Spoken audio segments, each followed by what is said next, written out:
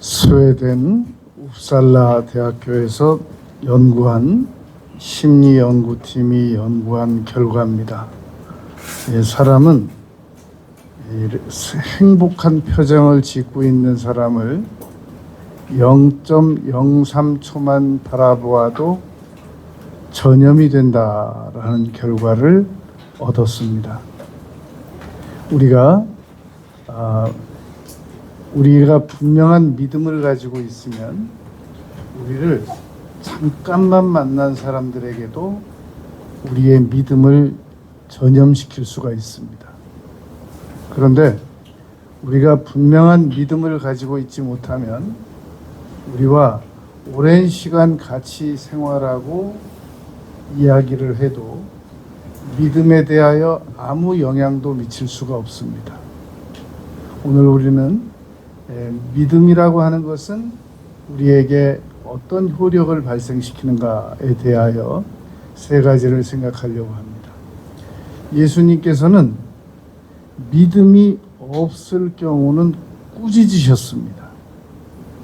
누가복음 9장 41절에서 믿음이 없고 패역한 세대요.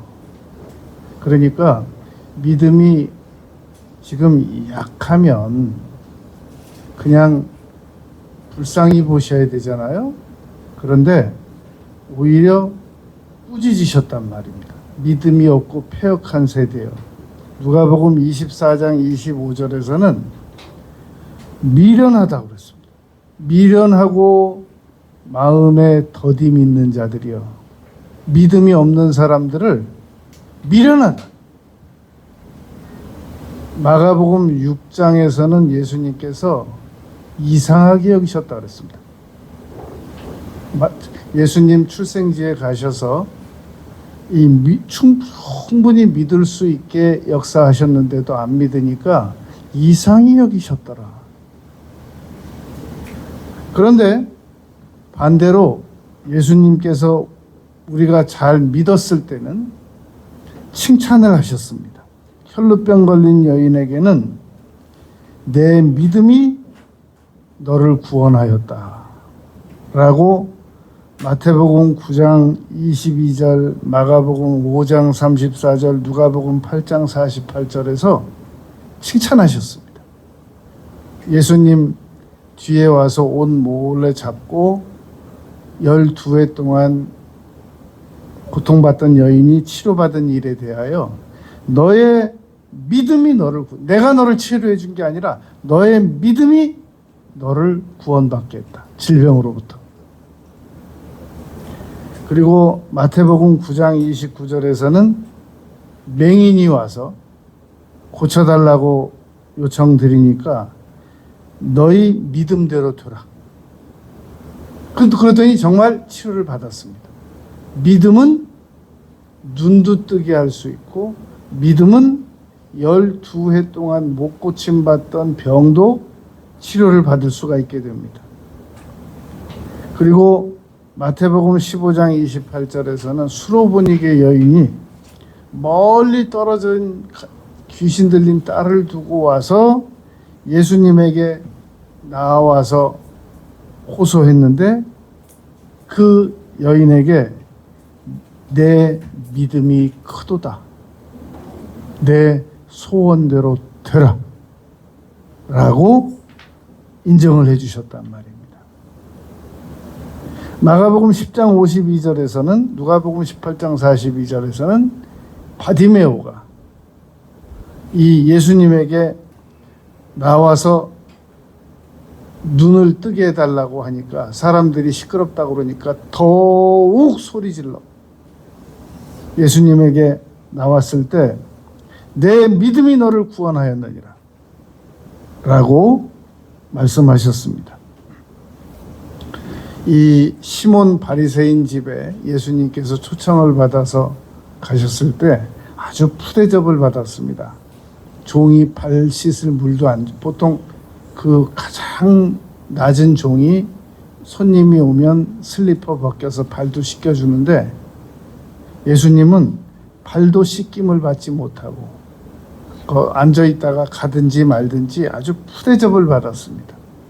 그럴 때 한 여인이 향유를 예수님 발에 부으면서 눈물로 발을 씻겼단 말입니다.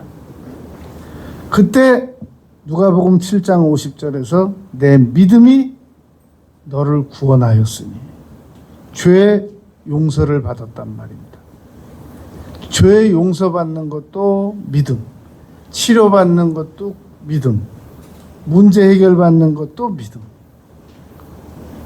그리고 누가복음 17장 19절에서는 10명의 나환자가 다 치료를 받았는데 한 명이 돌아왔습니다. 그때 예수님께서 가라, 내 믿음이 너를 구원하였느니라. 나환자가 치료를 받은 건 그냥 10명이 동시에 받은 거고, 다시 와서 감사를 드리자 영혼까지 구원을 받게 되는 그런 역사가 있었단 말입니다. 여러분, 이렇게 예수님께서는 믿음이 당연히 있어야 할 자들이 믿음을 가지지 못할 때는 꾸짖으시고, 너희 믿음이 어디 있느냐? 왜 무서워하느냐? 왜 두려워하느냐? 그러시고, 이렇게 믿는 것을 잘 믿을 때는 칭찬까지 해주셨단 말입니다. 그러므로 우리는 믿음이라고 하는 것이 무엇이고 어떻게 믿는 것이 잘 믿는 것인가를 분명히 알아서 예수님께 칭찬도 받고 문제도 해결을 받아야 되겠단 말입니다.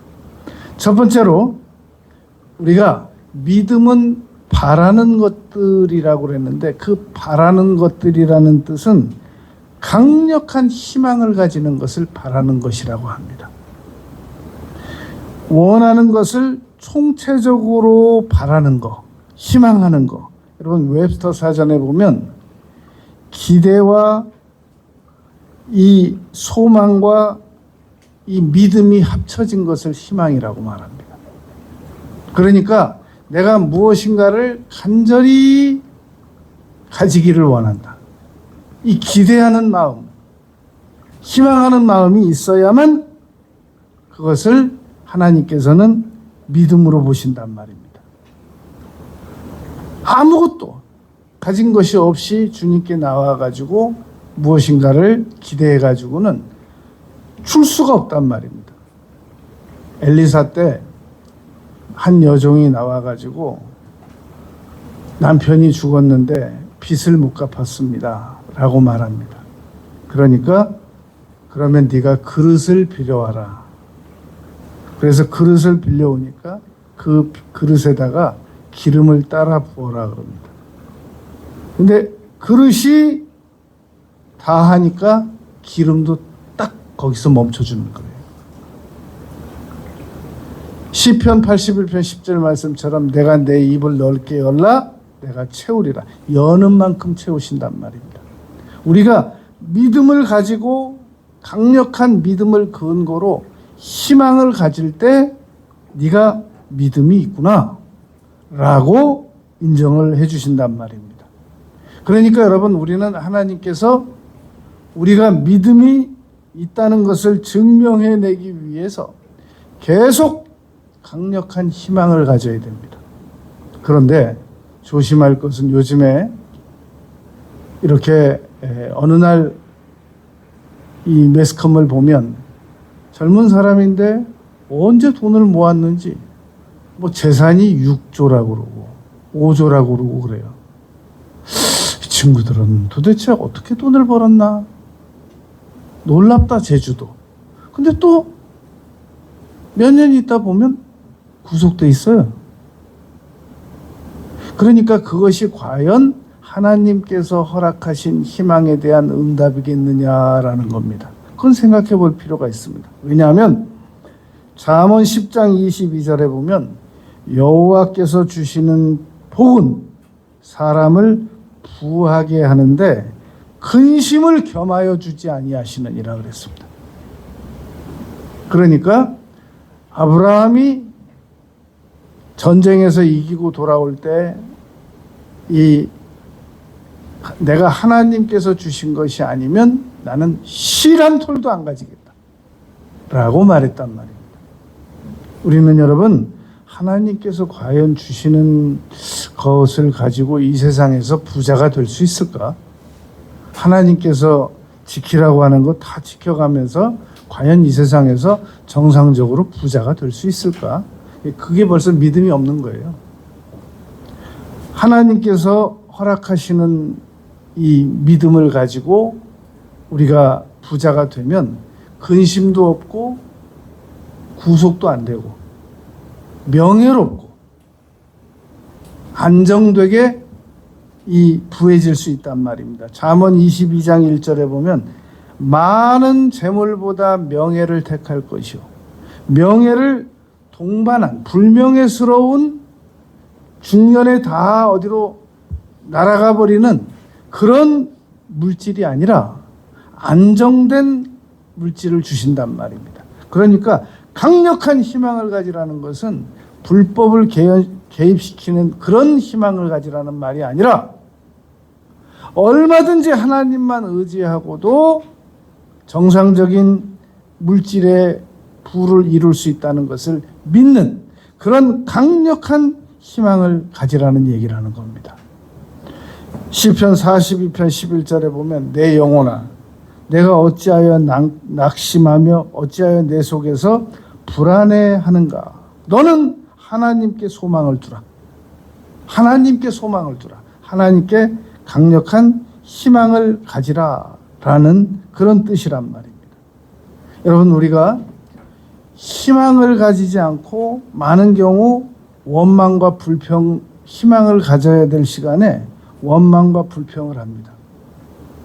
이스라엘 백성들이 골리앗이 와서 한번 고함칠 때마다 사울까지 같이 덜덜덜 떨고 있었습니다. 그곳에는 아무 희망이라는 곳은 없었습니다. 도저히 전후좌우를 돌아봐도 건너편 계곡에는 골리앗이 와서 3m 가까이 되는 사람이 소리 지르고 있고 너희 중에 용기 있는 사람이 있으면 나한테 덤비라고 그러고 그리고 사울왕부터 시작해가지고 아무도 앞으로 나설 수가 없는 그곳에는 두려움만 있었습니다. 아무 희망이라고는 찾아볼 수 없었습니다. 그런데 그때 17살밖에 안 돼 보이는 소년 목동 출신 다윗이 나타나서 강력한 희망의 메시지를 외치기 시작했습니다. 그러더니 정말로 그 희망의 메시지대로 목을 팔로 밟고 자기 칼도 아닙니다. 골리앗 칼로 골리앗 목을 쓸어서 골리앗의 목을 잡고 승리로 이끌었단 말입니다. 여러분 민수기 14장 28절 말씀에 보면 12정탐꾼이 넘어가 가지고 10명은 칠흑같이 어두운 환경으로 평가하고 돌아왔습니다. 그리고 그 10명이 돌아와서 하염없이 부정적인 말을 내놓기 시작했습니다. 희망이라고는 한 단어도 없었습니다. 그런데 희한한 것은 여호수아와 갈렙 두 사람은 그 상황에서 또 희망을 말했습니다. 하나님께서 민수기 14장 28절에서 이렇게 말씀하셨습니다. 내가 지금 너희들이 한 말을 내 귀로 들었는데 들린 대로 해준다. 그리고 10명을 쳐 죽였습니다. 우리는 여러분 어떠한 환경 속에서도 희망을 바라볼 수 있어야 됩니다. 그런데 희망을 바라보지 않고 자꾸 부정적인 것을 바라보고 절망적인 것을 바라보고 낙심적인 것을 바라보고 그러면서 정당하게 생각합니다. 봐라 지금 내가 보이는 어떻게 내가 지금 보고 있는 이 상황에서 누가 감히 희망을 말할 수 있겠느냐. 내가 지금 이 상황에 내가 보는 이 절망적인 상황에서 만약에 희망을 찾아낼 수 있다 그러면 내가 정말로 업고 다니겠다. 그랬기 때문에 10명은 절망을 말한 겁니다. 그들이 보기에는 우리가 메뚜기 같았을 것이다. 그런데 어떻게 여호수아와 갈렙은 똑같은 환경인데 저들은 우리의 밥이다. 어떻게 그렇게 말할 수가 있냔 말입니다. 여러분, 그 이야기는 우리에게 아주 유명하게 전달되고 있는 얘기입니다. 유명한 신발 메이커에서 아프리카에 파견을 보냈더니 이 지역은 신발 신는 사람이 한 사람도 없습니다. 이 신발 사업 절대로 안 됩니다. 근데 또 한 직원은 여기는 노다지입니다. 전부 신발을 안 신고 다니기 때문에 전부 신발 신기면 이건 정말 세계에서 이런 상권은 없습니다. 여러분, 지금 아프리카에 신발 안 신고 다니는 사람이 누가 있습니까? 똑같은 이 에스키모 사는 지역에 냉장고 파는 사람 2사람을 파견했답니다. 여긴 온 천지가 다 냉장고입니다. 여긴 뭐 그냥 문만 열면 다 냉장고라 이 지역은 도저히 냉장고 팔 수 없습니다. 또 한 직원이 가가지고 그들을 설득시켰다고 그럽니다. 문화인들은 집에 밖이 아무리 추워도 집에 냉장고를 들여놓고 사는 게 문화인이다.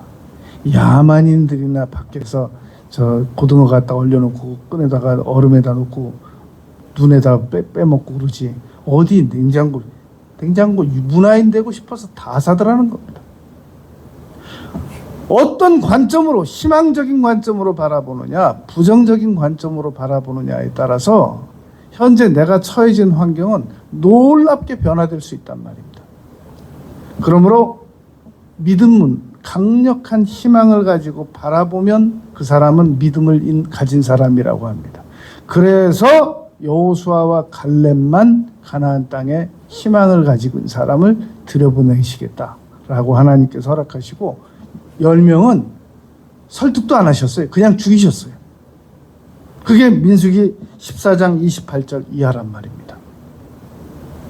두 번째, 희망하는 것을 눈으로 계속 이 실상으로 인정이 될 때까지 바라보는 것을 믿음이라고 합니다.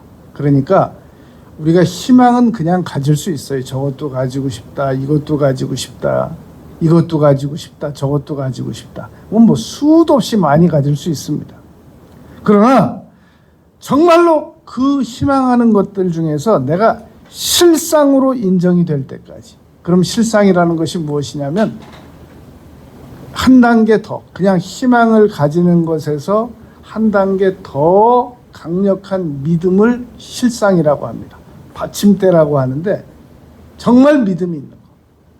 이 그냥 희망을 가지는 것에서 한 단계 더 업그레이드된 그런 희망을 말한단 말입니다.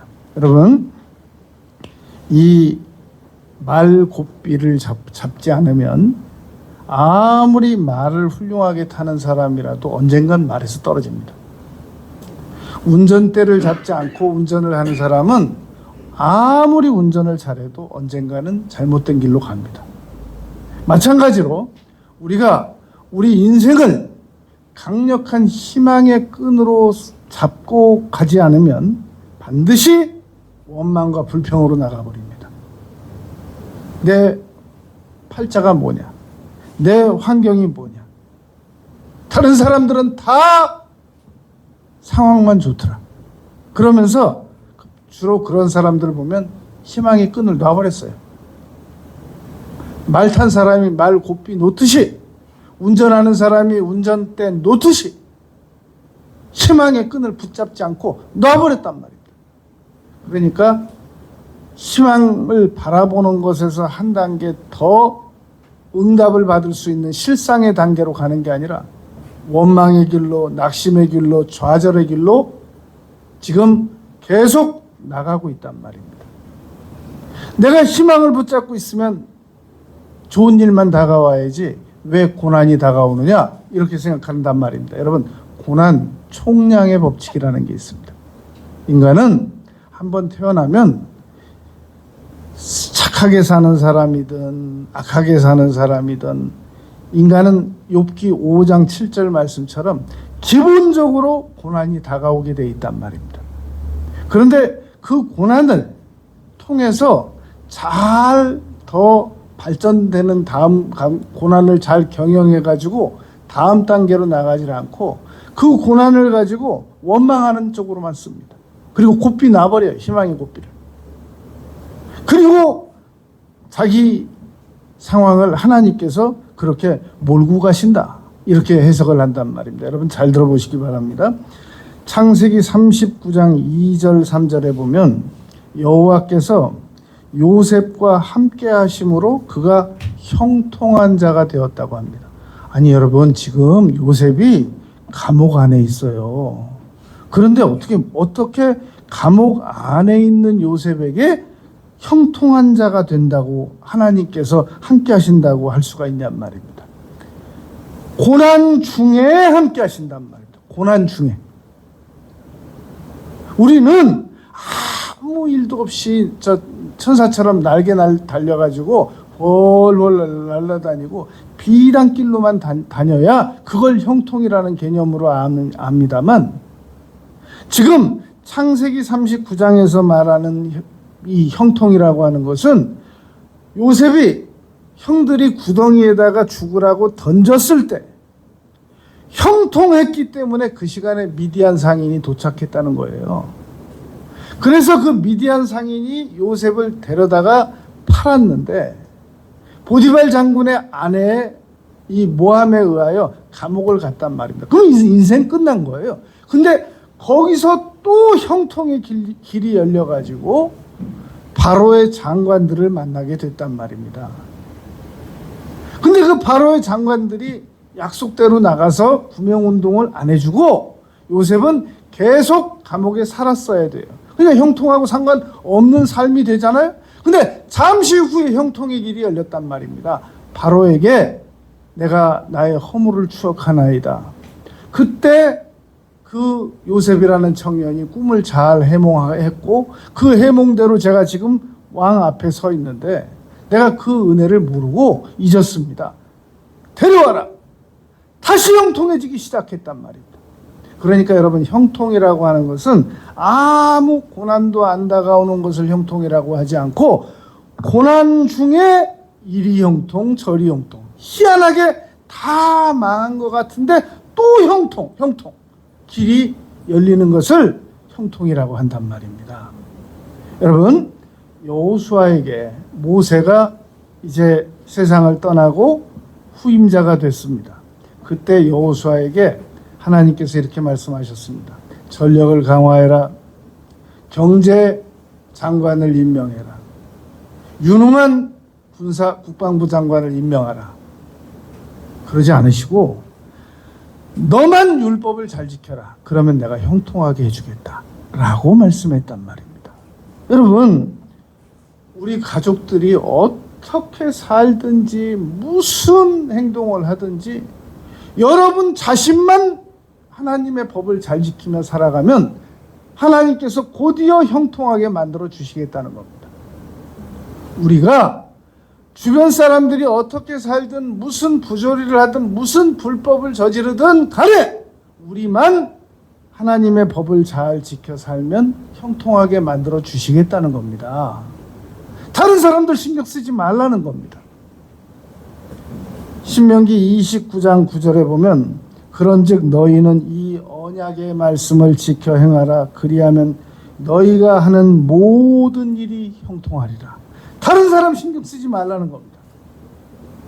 너 할 도리만 잘하라 그 말인 겁니다. 나 할 도리만 잘하면 된다 라는 말입니다.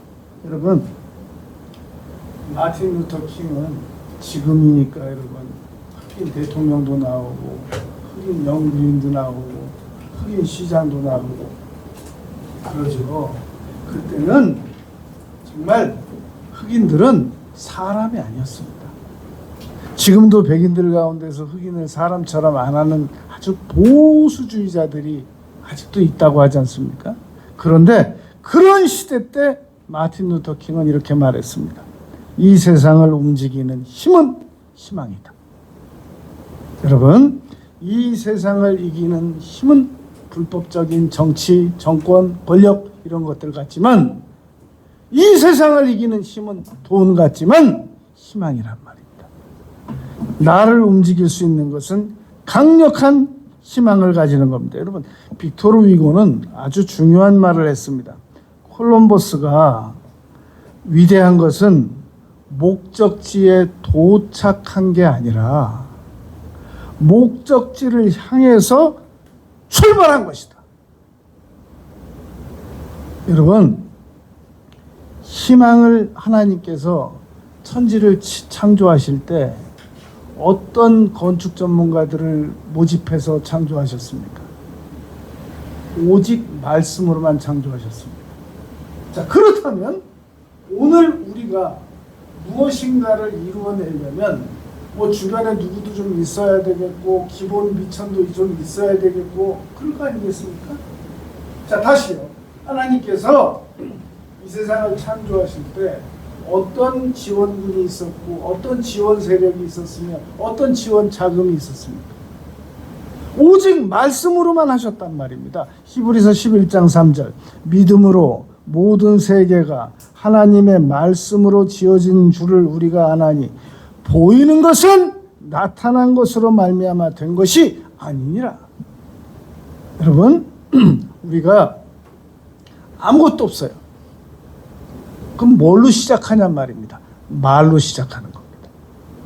마가복음 11장 23절 24절에서 너희 중에 이 산더러 들리어 명하여 저 바다에 던져지라 하고 의심치 아니하면 그대로 된다라고 말했단 말입니다. 여러분, 제가 목회하면서 설득할 때 제일 어려운 설득 대상자가 누구냐면은 한 달에 고정 수입 받는 사람들입니다. 이 사람들은 아무리 설득해도 안 믿으려고 그래요. 특별히 저 공무원들, 선생님들. 왜냐하면 그분들은 10년 후에 수입도 아주 딱 계산할 수 있어요. 변동 없다는 거예요. 그리고는 아주 철저하게 믿습니다. 더 이상 자기는 물려받을 재산도 없고 누가 돈을 줄 수도 없고 딱 있는 거라고는 기존적으로 이 월급 한 게 그만큼인데 그거 가지고 애들 대학 보내고 그럼 노후 자금이 없다는 거예요. 참 이 사람을 이해시키려고 그러면 이거 어디서부터 시작해야 될지 너무너무 난감해요. 그래도 하나님은 플러스 알파가 되시니까 놀라운 일이 이게 사업하는 분들에겐 얘기가 됩니다. 그런데 딱 월급 받는 사람들한테는 설득이 안 된다니까요. 여러분, 그러면 우리가 이 세상에 태어났을 때 아무것도 가진 게 없어요. 그때는 무슨 수로 설득해야 되겠습니까? 설득 안 되긴 매일 반이거든요. 그러니까 여러분, 내 직업이 공무원이든 내 직업이 월급 받는 고정적이든 아무것도 생길 것이 없는 사람이든 위치든 하나님께서 아무것도 없을 때 말씀으로 세상을 창조하신 것처럼 말로 시작하면 됩니다. 말로 나타날지어다. 내가 희망하는 것은 나타나라. 그런데 자꾸 사람들이 희망을 못 가질 때 가지는 생각이 뭐냐면 자기는 주변에 사람이 없다는 겁니다. 시편 146편 3절에 보면 귀인들을 의지하지 말며 도울 힘이 없는 인생들도 의지하지 마라. 그는 호흡이 끊어지면 흙으로 돌아가서 그날에 그의 생각이 소멸되리로다. 여러분, 저는 처음에 제가 신학을 시작할 때 우리 친척 중에 돈이 많은 사람들이 있었어요. 그분들이 조금이라도 도움을 줄 알았습니다. 지나고 보니까요, 그 사람들이 하나도 도움 안 줬어요. 더 정확하게는 하나님께서 그 사람들 돈을 한 푼도 안 쓰셨어요. 그리고 제가 예상했던 거하고는 전혀 상관이 없는 곳에서 물질이 다 생겼어요. 그리고 어느 날 말씀하셨어요. 네가 지금까지 필요한 물질 중에 해결 안 해준 것이 있었느냐?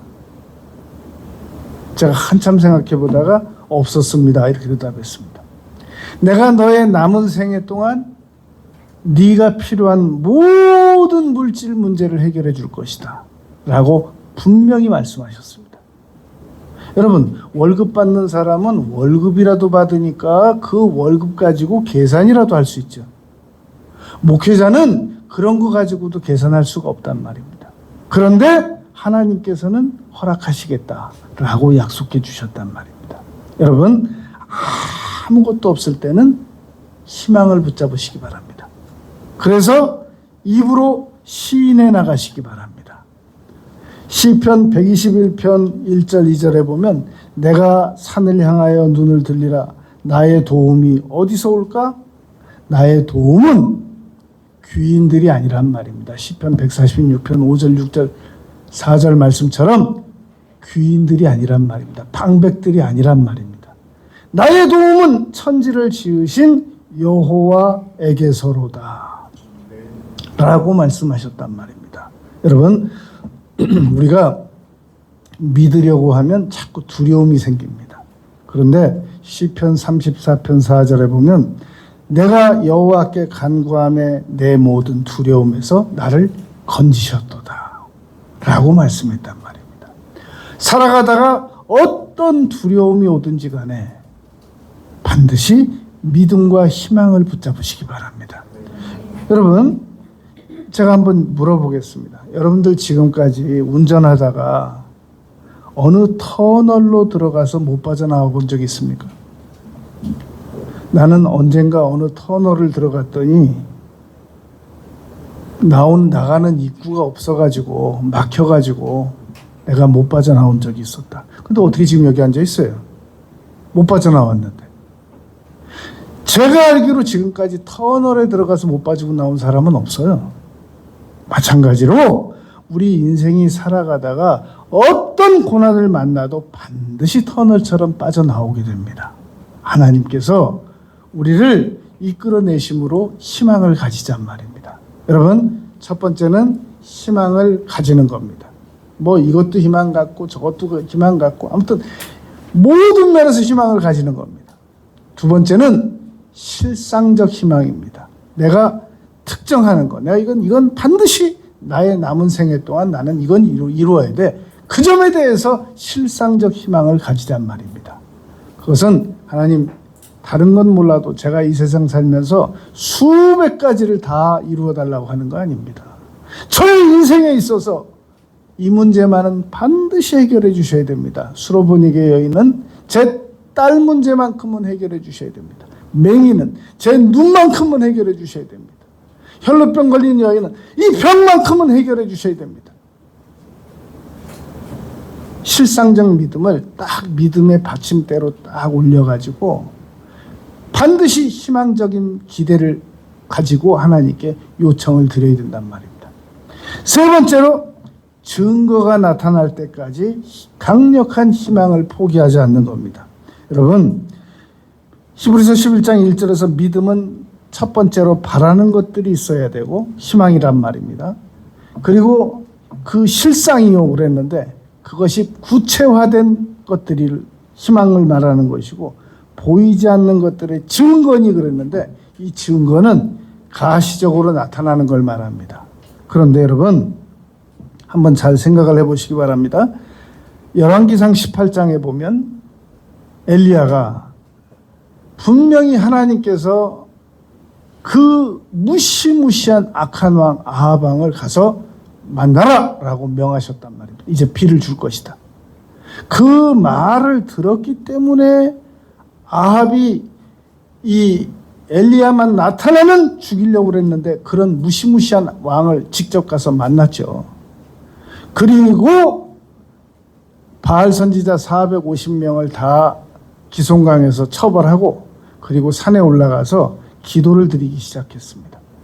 그런데 사환을 올려보내고 나면 아무 증거가 없는 거예요. 두 번째 올려보내도 아무 증거가 없고 7번째 올려보냈더니 손바닥만한 증거 구름 하나가 나타났단 말입니다. 그랬더니 즉시 아합에게 이제 비가 내릴 거니까 올라가소서. 그리고 자기도 이스라엘을 향해서 올라갔단 말입니다. 여러분, 손바닥만한 증거, 이 증거가 나타날 때까지 희망을 포기하지 말아야 된단 말입니다. 우리는 이 희망에 대한 증거가 나타난다는 것을 막 대단히 무슨 아파트가 나타나고 막 빌딩이 나타나고 엄청난 막 물질이 나타나는 것을 증거로 해석하기 좋은데, 손바닥만한 증거를 증거라고 말합니다. 우리가 강력하게 희망을 가지다 보면, 살아가다 보면 아주 손바닥만한 증거가 나타날 수 있습니다. 그때는 선언하면 됩니다. 나타났다. 어떻게 여러분 3년 동안 안 오던 비를 손바닥만한 구름 하나 보고 비가 온다고 선언할 수가 있습니까? 그게 바로 믿음이라는 겁니다. 여러분, 우리가 이 믿음이 없는 사람들은 세상을 그냥 살다가 어느 날 빨리 그냥 끝내고 싶어 해요. 이 스위스 바젤에 가가지고 안락사를 선택한 이 호주의 데이비드 구달 박사라고 있습니다. 이분은 104살까지 살다가 생태학자로서, 호주에서는 이 안락사가 불법이니까 이 스위스까지 직접 가가지고 이 크라우드 펀딩으로 또 이 장례 비용까지 다 모았어요. 2018년에. 또 이 사람이 가서 안락사를 한다니까 크라우드 펀딩에 또 모금까지 해준 사람들이 또 많아요. 그래가지고 가가지고 손자가 베토벤의 운명 연주하는 거 들으면서 자기가 직접 스위치 눌러가지고 세상을 떠난 사람이 있습니다. 그때 주변에서 만류했죠. 그랬더니 뭐라고 말하냐면 너무 세상 사는 게 지겹다는 겁니다. 여러분, 요즘에 강력한 관심이 뭐냐면 노후 대책이에요. 너무나도 많은 젊은 사람들이 이제 앞으로 100세 시대가 열릴 것이니까 노후 준비를 잘해야 된다는 겁니다. 그래서 뭐 하나 이렇게 보면 건강 공부 열심히 하고 건강 유튜브 열심히 보고 운동 열심히 합니다. 그리고 노후 자금, 연금 같은 거 계산해가지고 열심히 준비합니다. 결정적인 게 없는 게 있는데요. 희망이 없어요. 강력한 희망. 그냥 생물학적으로만 오래 살아보려고 하는 노력들을 하고 있단 말입니다. 여러분, 생물학적으로만 그냥 오래 살아가지고 무슨 거기에 행복이 있겠냔 말입니다. 내가 분명히 남은 생애 동안 공헌을 할 수 있고 해야 될 일이 있고 사명이 있고 그것을 희망과 결합을 시킬 때 거기에 행복이 있는 거지. 그냥 생물학적으로만 무조건 오래 살다 가고 싶다고 그래요. 여러분, 우리가 증거를 가져야 됩니다. 강력한 희망의 증거를 가지고 나는 남은 생애 동안 어떠한 이 일을 하겠다. 그 증거를 미리 받아야 됩니다. 강력한 희망의 증거를 가져야 됩니다. 그 목표한 100살에 가가지고 그걸 다 이제 이루어졌구나. 너무 늦는단 말입니다. 그 전에 분명한 증거가 있어야 됩니다. 그래서 믿음이라고 하는 것은 여러분 바라는 게 있어야 되고 그리고 실상이 있어야 되고 그리고 증거가 있어야 된단 말입니다. 예수님께서 분명히 입으로 시인하라고 말했습니다. 할 수 있거든이 무슨 말이냐? 믿는 자들에게 능히 하지 못할 일이 없느니라 라고 분명히 말씀하셨단 말입니다. 그러므로 우리는 믿음으로 계속해서 입으로 시인을 해야 됩니다. 강력한 희망을 붙들고 입으로 시인하면서 부정적인 말이 내 입으로 한마디도 나오지 않게 해야 됩니다. 딱 막아야 돼요. 어떠한 열악한 환경이 내 앞에 눈으로 펼쳐져 있다고 할지라도 나는 희망의 사람이다. 나는 원망과 불평의 사람이 아니다. 나는 낙심과 좌절의 사람이 아니다. 나는 희망의 사람이다. 나는 남은 생애를 희망을 가지고 살아가기로 했다. 그래야만 하나님께서 나를 믿음의 사람으로 인정해 주신다고 했다. 이걸 믿고 말 곱비 놓치지 않듯이 강력한 희망의 끈을 놓치지 않아야 된단 말입니다. 여러분, 우리는 세 가지를 오늘 생각했습니다. 희망을 강력하게, 매사의 희망을 강력하게 가져버릇하는 겁니다. 눈으로 아무리 칠흑같이 어두운 환경이 보여도 나는 희망을 가지겠다. 희망을 선택하겠다. 그리고 두 번째로 그 희망을 가지는 것들 중에서 내가 이것들은 반드시 이루고 갈 것이다. 그것을 실상의 위치에다 올려놔야 됩니다. 하나님, 내가 여기 실상이라고 하는 받침대에 내가 많은 희망하는 것들을 여기 이 위에다 올려놓았습니다. 이루어주세요. 이루어주세요. 그리고 희망의 증거가 나타날 때까지 강력하게 기도를 드려야 됩니다. 여러분, 엘리야가 분명히 하나님께서 3년 동안 내리지 않는 비 내려주시겠다고 말씀하셨는데 어떻게 7번씩이나 사환을 올려보내서 기도를 드렸더니 그제서야 손바닥만한 증거 하나 보여주시냔 말입니다. 에스겔서 36장 37절 그래도 구하여야 할지니라. 희망을 가지고 있어도 기도는 반드시 필수적인 겁니다. 기도와 희망이 같이 겸비되고 희망과 믿음이 같이 겸비되고 희망과 준비가 같이 겸비돼야 반드시 우리 남은 생애가 놀랍게 달라질 수 있습니다. 여러분, 믿음을 강하게 붙잡고 남은 생애를 살아가는 우리 모두가 되시길 바라겠습니다. 아버지 하나님, 저희들이 믿음을 잠시라도 놓치지 아니하고 이 강력한 희망의 끈을 붙잡고 믿음의 사고를 가지고 남은 생애를 살아가는 저희들이 되겠습니다. 예수님 이름으로 기도드렸습니다. 아멘. 찬송가